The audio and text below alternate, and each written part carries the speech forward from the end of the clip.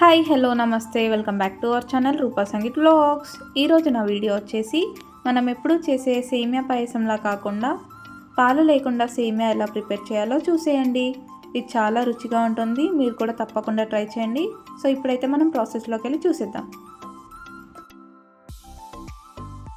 ముందుగా stove on చేసి pan పెట్టుకొని 1 టేబుల్ స్పూన్ ఆఫ్ నెయ్యిని వేసుకోవాలి.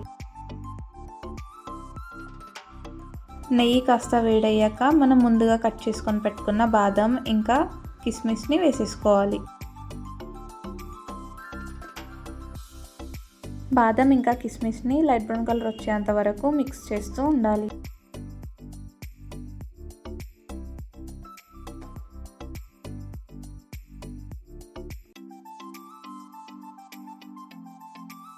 చూడండి, ఇక్కడ బాదం ఇంకా కిస్మిస్ లైట్ బ్రౌన్ కలర్ వచ్చేసాయి. ఇప్పుడు ఒక బౌల్లోకి ట్రాన్స్ఫర్ చేసుకుందాం.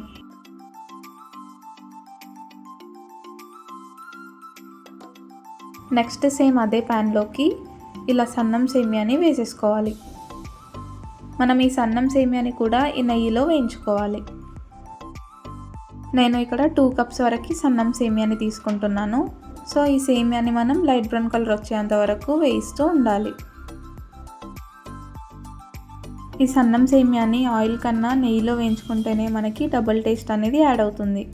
సో మనం ఎప్పుడు ఇలా ఈ సన్నం సేమియాని నెయ్యిలోనే వేయించుకోవాలి.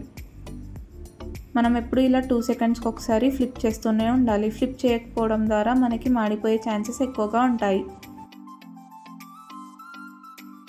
చూస్తున్నారు కదా, మనకి సన్నం సేమియా అనేది త్వరగా కలర్ చేంజ్ అవుతుంది. సో మనం ఎప్పుడు 2 సెకండ్స్కి ఒకసారి ఫ్లిప్ చేస్తూనే ఉండాలి. ఇలా లైట్ బ్రౌన్ కలర్ వచ్చేంత వరకు వేయిస్తూ ఉండాలి.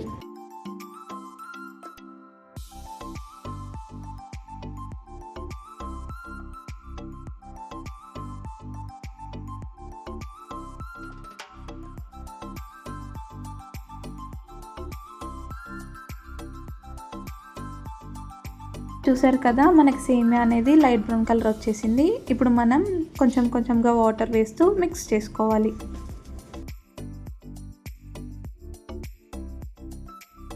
ఇక్కడ నేను 1 గ్లాస్ ఆఫ్ వాటర్ అయితే తీసుకుంటున్నాను.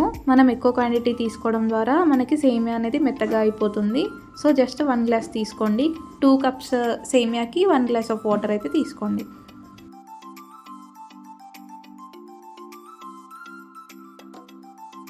నెక్స్ట్ నేను 1.5 కప్ షుగర్ తీసుకుంటున్నాను.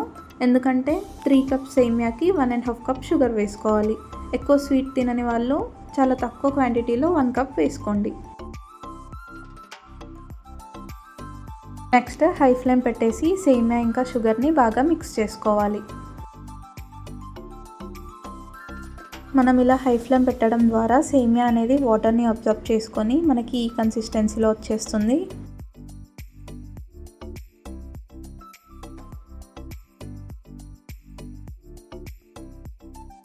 సేమియా ఈ కన్సిస్టెన్సీలోకి వచ్చాక మనం ముందుగా నెయ్యిలో వేయించి పెట్టుకున్న డ్రై ఫ్రూట్స్ని పైనుండి గార్నిష్ చేసుకోవాలి. అంతే, ఇలా పాలు లేకుండా సేమియాని ఈజీగా చేసేయచ్చు.